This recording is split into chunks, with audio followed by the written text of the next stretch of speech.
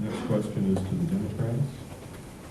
President Obama called for a buffer for the recent tax code to create a minimum marginal tax rate of 30% on high earners. Do you support the president's call for a minimum income tax on high earners?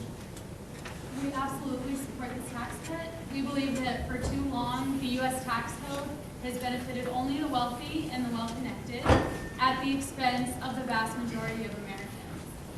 The buffer rule asks millionaires and billionaires in our country to pay their fair share of taxes and protects the 98% of Americans, which I'm sure most of us are in this room right now, that make under $250,000 a year.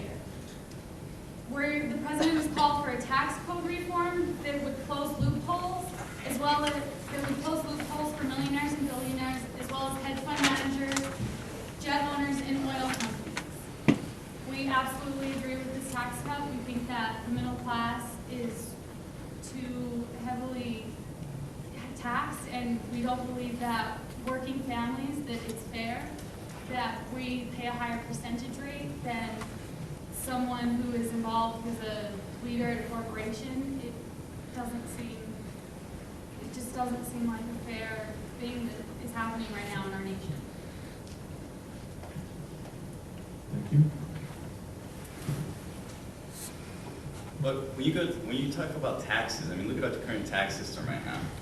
Have you guys seen the book that it takes to read through the IRS? I mean, I have a lot of accounting friends, and the tests they have to go through to understand the IRS tax code is unreal. We are overdue for a tax reform, and you know, everyone talks about tax reform. We need to completely simplify it. There doesn't need to be a certain exemptions or loopholes. Let's just completely simplify it. There's no need for thousands of pages of tax laws. What about 5 pages? Is it really that complicated? I don't think it's that big of a debate, and I think all sides are actually on the same side in the sense that, look, we're overdue for tax reform, and the only people that benefit from a complex tax system are people that file our taxes and the people that the IRS hires. You know, this past year the IRS had to hire something like another additional 30,000 people. What are they doing? Do we really need that? We are overdue for tax reform, and I think everyone knows it.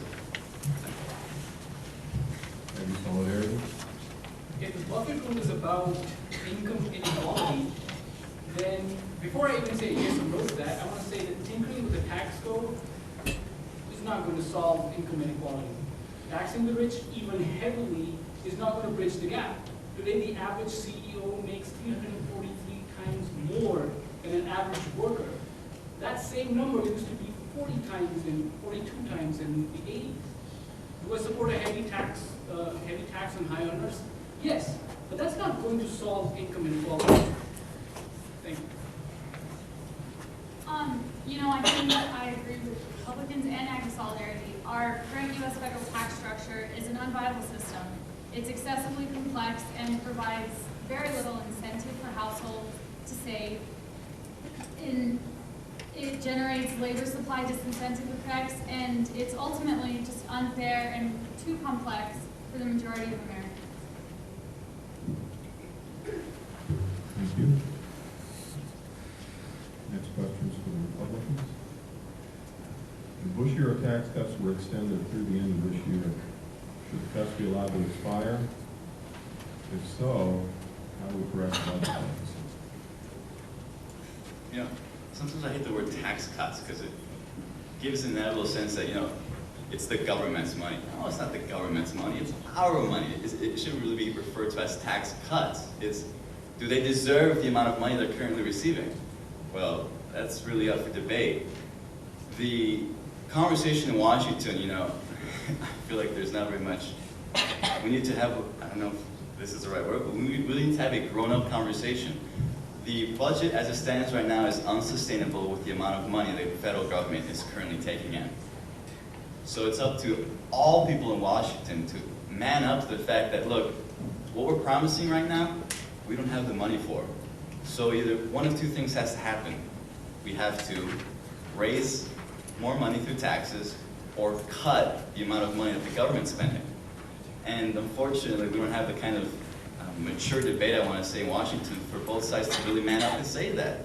You know, the only way we're going to fix our current crisis, budgetary crisis, is for someone to really realize and say, look, the solution is not going to be tax cuts only. The solution isn't going to be, let's raise taxes. It's going to be some combination of both. And the debate for you, my friends, is where exactly is that going to be? Obviously, the Bush era tax cuts need to expire. The budget, and I think the budget deficit will reduce after that if we tax the high earners. Again, I want to be clear on our stance. We're not here to tinker with tax codes. We're here to change the system. We're here to transcend the system. Tinkering with the tax code does not solve the systemic issues in capitalism. As we talk about taxes, budget, debt, these technical solutions, these numbers, throwing numbers at them, are only treating the symptoms of the disease. And furthermore, I think we can put all these rules in place. We can try to make the tax code fair, but the simple reality is that we're in a global economy, and I believe that, our national policies to deal with these things are outdated. It's estimated that something like 6 to 8% of the total wealth in the world is held in offshore, overseas accounts, things like that, in the Caribbean islands or wherever, to prevent them from paying taxes on them. If you really want to address this, then you're going to need a sort of global regulatory body. You're going to need very new mechanisms to ensure that that this sort of thing is kept within the system. You're going to need to transcend these national capitalist state boundaries.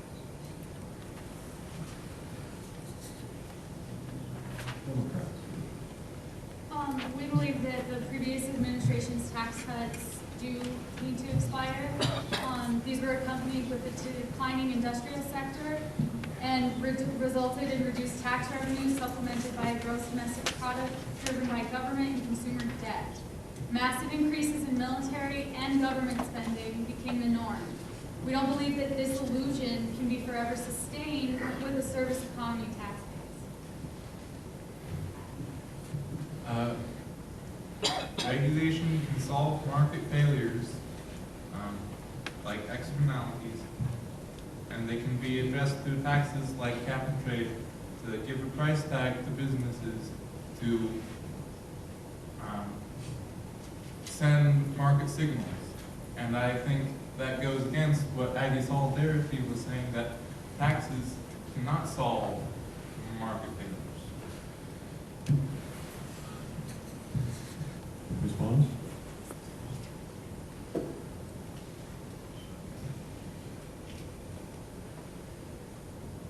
Next question is to Aggie Solidarity. Recently, Governor Roland called for an across-the-board 20% reduction in individual income tax rates. President Obama called our tax system unfair and proposed reducing the corporate tax rate to 28% and 5%. Both have called for closing loopholes to make their changes revenue neutral.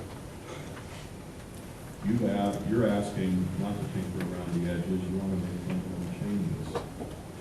Please tell us what fundamental changes you want to make. Well, I think I threw one out there in the last question. That we really need to bring in these things like, putting money into overseas accounts and things like that. Just that alone, you might be able to solve a good part of the deficit by just that alone. But, what we're saying here is, and yeah, going back to your question, any income, it should be, I would think it should be taxed by the same rate. Should. But,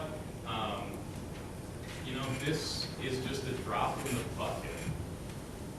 And we know what would happen if say, if Ronnie cuts taxes by 20%, then the crisis of the state increases even more, that you have these massive social spending programs that aren't getting any money put in. What we think needs to happen is that the base that contributes into that system needs to increase its ability to pay into that system, and in order to pay for these programs. And so doing that requires require structural changes to capitalism itself. It's going to require more publicly held interests. It's going to require more collective sort of corporations, things like this. It's going to require huge changes to the economic system, and a lot of the sort of the regulatory mechanisms that we would need to ensure this, we can't even imagine yet. But you know, we need to start thinking about it. It's not getting any better. I think we can all agree with that. Republicans. I mean, this isn't quite mainstream Republicans, but the libertarian in me is a huge proponent of a consumption tax. You know, I feel if we're talking about proposing solutions here, why don't we talk about a system of let's get rid of the IRS completely and have it so that the taxes that we pay are for things that we buy, excluding food and other necessities like that.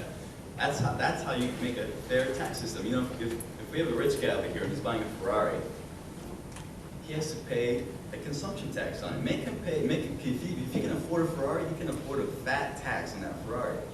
If you are just living as well as you can, and you just don't have any extra money, you're just paying for food. You want to save your money. You want to improve your economic situation. No, you shouldn't have to pay any of those taxes. We should encourage people to save money in this country. Right now, I think that's kind of fallen by the wayside. So if we're talking about proposing solutions, it might not necessarily be the most mainstream Republican idea, but me personally, as a libertarian, you know, let's abolish the IRS, let's make a flat consumption tax, and let's encourage people to save money, because ultimately that's how people move up in the social ladder. Democrats? Let's say this rich guy goes overseas, goes shopping, buys a Ferrari. He can bring that Ferrari back to the U.S. without paying any taxes on it because it's going to be tax-free. We need a realistic tax system.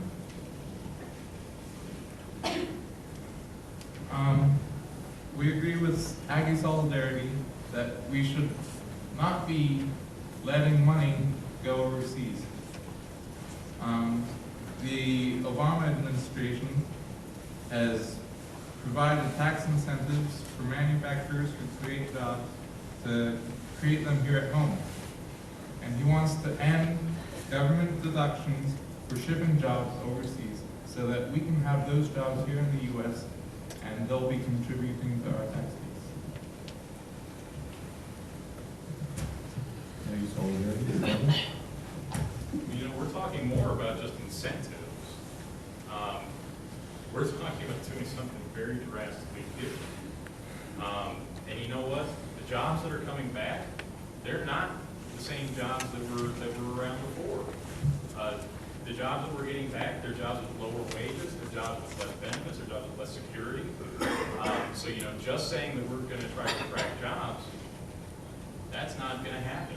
At least it's not going to attract good jobs. But going to what our friend was saying, that proposal would be great if we lived in an ideal society. But the fact is that there are people, if you put that tax in place, they wouldn't be able to buy enough food. Yeah, there are people who really can't pay taxes like you would want. But furthermore, you want to encourage people to save money. That's not how capitalism works. And you know what? We can prove that because when wages were stagnating and people needed to save that money, they had to put credit in place so that they would be able to go back out and consume, just so the growth rates would keep up. If you want people to save money, then you better be prepared for a perpetual recession.